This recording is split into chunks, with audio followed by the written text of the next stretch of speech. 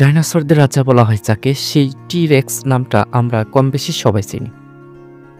7 কোটি বছর আগে পৃথিবীর অন্যতম ভয়ঙ্কর শিকার ছিল এই দৈত্য।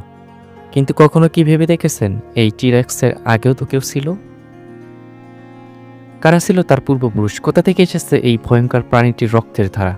আজকের এই ভিডিওতে আমরা জানাবো টি-রেক্সের দাদা দাদির কথা, সেই সব প্রাচীন ডাইনোসরদের কথা যাদের পথ ধরে এসেছে পৃথিবীর সবচেয়ে বিখ্যাত শিকারী। আরও জানাবো রহস্যময় আর বিভ্রান্তিকর এক প্রজাতি মেগারপ্টর, যাদের নিয়ে বিজ্ঞানীরা আজও ধাঁধায় আছেন। চলুন টাইম মেশিনে চড়ে পিছনে ফিরে যাই কোটি কোটি বছর আগের পৃথিবীতে ডাইনোসরের আসল ইতিহাস জানতে।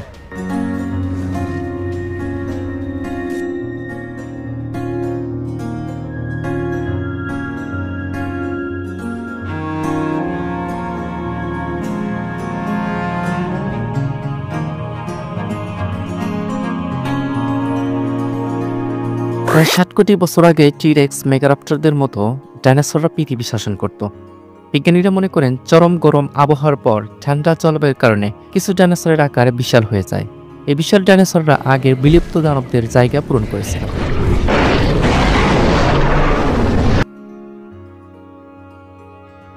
আর তাদের বিলুপ্তির পর উত্তরে ডাইনোসরের আর দক্ষিণে মেগারপ্টরদের উত্থান হয়। মেগারপ্টর ছিল দ্রুতগামী, হালকা হাড়ের, সরু মুখের এবং 35 সেন্টিমিটার লম্বা নখরযুক্ত শিকারী। তাদের জীবাশ্ম খুব কমই পাওয়া গেছে, তাই তারা এখনও রহস্যে ঘেরা। প্রথমে মনে করা হতো মেগারপ্টর শুধু দক্ষিণ গোলার্ধে ছিল, কিন্তু এখন মনে করা হয় তারা 12 কোটি বছর আগে এশিয়ার বিবর্তিত হয়ে ইউরোপ ও গন্ডোয়ায় ছড়িয়ে পড়ে। তারা ছিল সবচেয়ে বিভ্রান্তিকর শিকারীদের মধ্যে অন্যতম। টি-রেক্সকে আমেরিকা বলা হলেও তারা পূর্বপুরুষেরা এসেছিল এশিয়া থেকে। বিজ্ঞানীরা বলেন তারা বেরিং প্রণালী পেরিয়ে উত্তর আমেরিকায় প্রবেশ করেছিল। টি-রেক্স আসলে ডাইনোসরদের মতো এশীয় প্রজাতির ঘনিষ্ঠ আত্মীয়।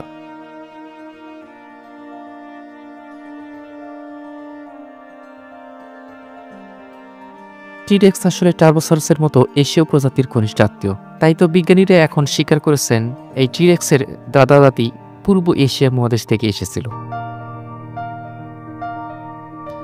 এই বিশাল শিকারীদের গল্প ছড়িয়ে রয়েছে মহাদেশ জুড়ে ও কোটি কোটি বছরের ইতিহাস। আর ডাইনোসরের চমকপ্রদ গল্প জানতে আমাদের সঙ্গে থাকুন। ভিডিও ভালো লাগলে লাইক দিন, সাবস্ক্রাইব করতে ভুলবেন না।